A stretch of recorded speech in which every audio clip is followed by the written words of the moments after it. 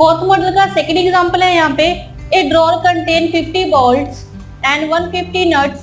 Half of the bolts and half of the nuts are rusted.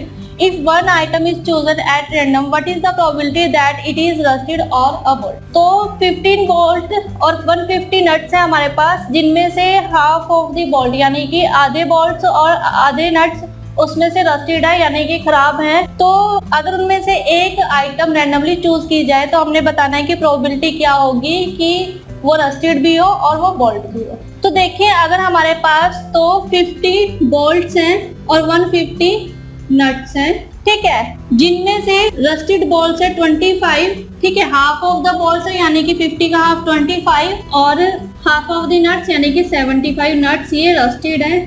तो अगर हम देखें कि जो हमारे पास टोटल नंबर ऑफ पीसीज है वो है 200, ठीक है, और जो रस्टेड पीसीज है टोटल वो है 100 यानी कि 25 प्लस 75 100 और 50 प्लस 150 200। तो हमें यहाँ पे प्रोबेबिलिटी फाइंड आउट करनी है कि रस्टेड भी हो और बोल्ट भी हो। तो हम यहाँ भी मान लेते हैं कि ए है हमारे पास प्रोबेबिलिटी रस्टेड की और बी हमारे पास है प्रोबेबिलिटी बोल्ट की, ठीक है। तो अगर हम यहाँ देखें कि प्रोबेबिलिटी ऑफ ए यानी कि रस्टेड की क्या है, total number of favourable outcome है रस्टेड के वो है 100 divide by total number of outcomes है यहाँ पर 200, ठीक है, क्योंकि ये 200 में से 100 पीसीज जो से है वो रस्टेड है। और अगर हम प्रोबेबिलिटी देखें बी की यानी कि बोल्ट की, वो है यहाँ पर बोल्ट है यहाँ पर 50 divide by total number of outcome है यहाँ पर पीसीज है 200। तो अब हमें यहाँ पर प्रोबेबिलिटी निकालनी है कि रस्टेड भी हो और बोल्ट भी हो। तो हम यहाँ पर फाइंड आउट करेंगे